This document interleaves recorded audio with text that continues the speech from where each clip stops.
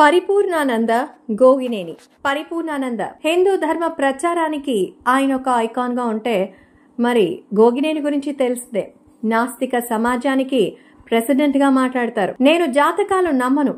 అవును, అది మీ జాతకంలోనే ఉంది. నేను దేవుణ్ణి నమ్మను. తప్పేముంది? రావణుడు, కంసుడు వంటి వారు కూడా నమ్మలేదు. నాకు ఆ దేవుణ్ణి చూపించగలరా? ఆయన మిమ్మల్ని చూడటానికి ఇష్టపడాలి కదా. ప్రసాదాలు సమర్పిస్తారు, మరి దేవుడు స్వీకరిస్తే ప్రసాదాల్లో ఒక మెతుకు కూడా తగ్గదే. మీరు పుస్తకం చదువుతారు, అందరూ ఒక అక్షరమన్న మాయం కాదే.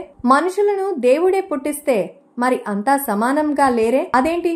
అందరూ 9 నెలలు గర్భంలో ఉండి నగ్నంగానే పుట్టి కెవ్వుమని ఏడుస్తారుగా. దేవుళ్లకు, రాక్షసులకు పిల్లలున్నారు కదా, వాళ్ళ పిల్లలు ఎవరు లేరా? ఉన్నారుగా.